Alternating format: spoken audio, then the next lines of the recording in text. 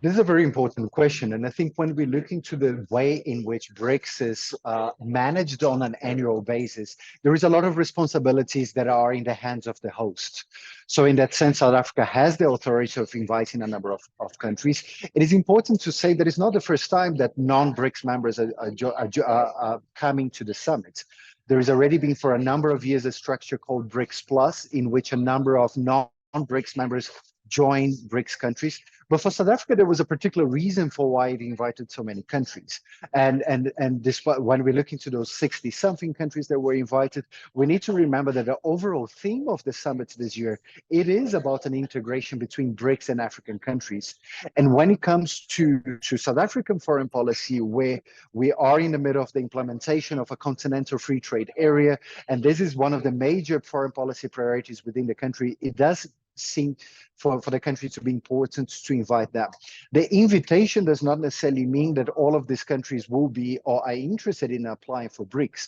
What we know, for instance, in the African continent, we have around 4 countries that have expressed their interest in joining, namely Ethiopia, Egypt, Algeria, Nigeria, and Senegal. Maybe not 4, a bit more than that, but it's a handful of countries that have applied, that have showed that interest to join, and it's a fairly common process within South African foreign policy. We know in a lot of the international meetings that South Africa organizes, there is a tendency of inviting African member states, but I think the important aspect, if we look even within or outside of the continent, what are the key countries that are interested in? They're all developing economies. They're middle-income countries. Some of them, not all of them, some of them are income countries, but they're all large economies and very important countries in their own region. And in that regard, whether they join BRICS or not, I think is still a very important conversation to have, especially when we are in such a divisive international environment. And providing that space, I think it can provide BRICS an important opportunity for success in the future,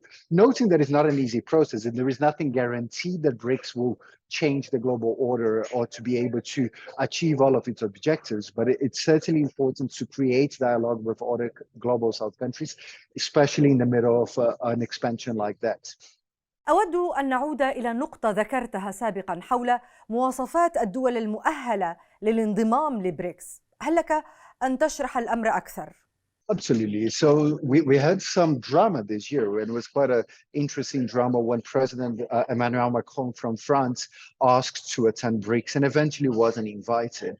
This brought to the core to a lot of BRICS members of what is the thing that brings BRICS members together, noting that their diversity, they don't really agree on everything. And it's and as a matter of fact, BRICS has been fairly narrow in terms of the areas of engagements that they do. So what we're noticing now is that more and more looking into specific when we're talking about criteria is to understand what are the prerequisites that we would like to see countries having. Is there a particular size of the economy that we would like to see? Is there a particular dynamics within their own regions that we would like to see? So all of those issues are quite important right now. And if we remember in 2011, when South Africa joined BRICS, there was, even within BRICS, there was a lot of questions about why South Africa. South Africa is much smaller than any of the other BRICS members. If we compare South Africa to the Brazilian economy, that it would be the 4th largest economy within BRICS.